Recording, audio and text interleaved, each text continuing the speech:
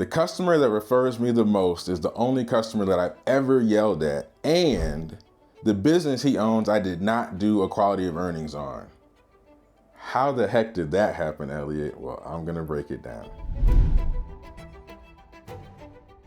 So when I work on deals, one of the things that I cannot do is say, do this deal or don't do this deal, and really not that I refer this deal or not refer this deal. Now, I'm certainly giving advice, and I'm certainly saying read between the lines, but it's not my decision, it's my customer's decision. So I'm talking to a client, he's already an entrepreneur, runs a trucking business. So this is rough and tumble, blue collar stuff. So he comes in, he's excited to get a deal going, and we start working on it. And it's one of these deals where there's a lot of things happening in the business that a first-time buyer wouldn't understand. Stuff like factoring, stuff like, I think it was 3% margins, stuff like really bad reporting that affected their working capital and all this kind of stuff. And the client was pushing me to hurry up with the quality of earnings, which happens a lot because people want to hurry up and get a deal done and they're on timelines that are tight. And so I understood it.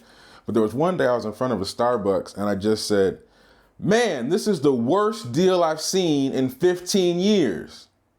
And look, I'm sorry for yelling at you, but there is no way that I can allow you to keep walking into this deal and not know that this is the worst deal I've seen in 15 years. Now, you are an entrepreneur, you're making your own decision here, and frankly, I'll do whatever you want me to do about this after I said this, but I had to be 100% sure that you heard that this is the worst deal I've seen. So that deal didn't go anywhere. Fast forward 6 or 7 months, I haven't heard from the client. He posts on LinkedIn from time to time. I didn't see him as owner of the business, thank God. About a year later, in fact, I was at home with my mom. So he calls me up and he says, Elliott, I cheated on you. I did another deal and I chose another QOE provider. And if you know proud men, we don't always apologize. We just tell all the stuff that was silly about our choice and kind of leave it there.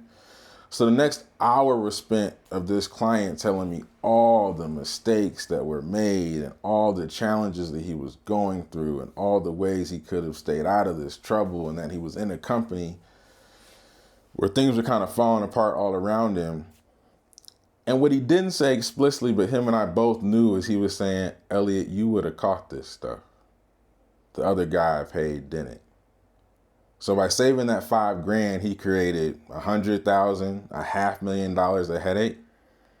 All of a sudden, that $5,000 savings doesn't make any sense anymore. But here's where things really went differently than I thought. This guy says, look, Elliott, now I understand exactly what you're talking about. About 50% of these deals are fraud, about sellers are liars, about you have to understand the operational nature of these things, about how SDE is bullshit. And you had all of this before we started. And so guess what? I'm telling everybody about you. He told his bank, he told his friends, he posted on LinkedIn, he told everybody he knew. He's been by far the biggest referral partner I have. But it's crazy that that started by me yelling at a customer to try to keep them out of a bad deal. And what I wanted to kind of reconcile in this video is that the telltale sign of an advisor that's excellent is someone who gives you good advice all the time. People can choose to not go to the best. And they can do that and make a mistake and get the false positive of a deal and then realize that they really should have stuck with the person they had at the beginning. But even after that, because people who do one deal often do many, a person who understands what top quality QOE is versus some other QOE is going to be able to say, you know what, everybody in my network, I want them to know emphatically, don't make the silly choice I did of that second QOE provider. Just go to Elliott.